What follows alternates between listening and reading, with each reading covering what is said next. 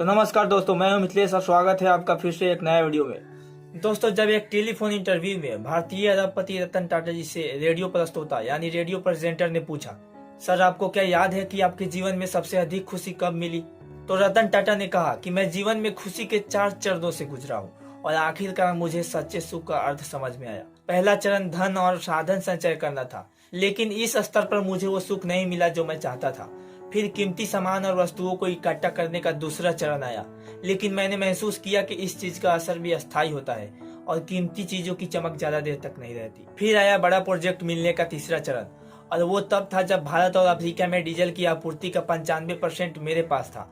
मैं भारत और एशिया में सबसे बड़ा इस्पात कारखाने का मालिक भी था, लेकिन यहाँ भी मुझे वो खुशी नहीं मिली जिसकी मैंने कल्पना की थी।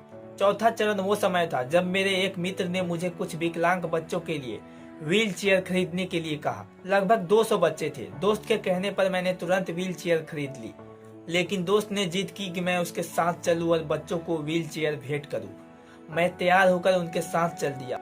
वहां मैंने सारे पात्र बच्चों के अपने हाथों से व्हील चेयर दी। मैंने इन बच्चों के चेहरे पर खुशी की अजीब सी चमक देखी। मैंने उन सभी को व्हील चेयर पर बैठे घूमते और मस्ती करते देखा। ये ऐसा था जैसे कि वो किसी पिकनिक स्पॉट पर पहुंच गए हो, जहां वो बड़ा उपहार जीतकर शेयर कर रहे हो। दोस्तों, रतन टाटा जी ने कहा कि मुझे उस दिन अपने अंदर असली खुशी महसूस हुई। जब मैं वहां से वापस जाने को हुआ तो उन बच्चों में से एक ने मेरी टांग पकड़ ली। मैंने धीरे से अपने पैर को छुड़ाने की कोशिश की, लेकिन बच्चों ने मुझे नहीं छोड़ा। उसने मेरे चेहरे को देखा और मेरे पैरों को और कसकर पकड़ लिया। मैं झुक गया और बच्चों से पूछा, क्या तुम्हें कुछ और चाहिए?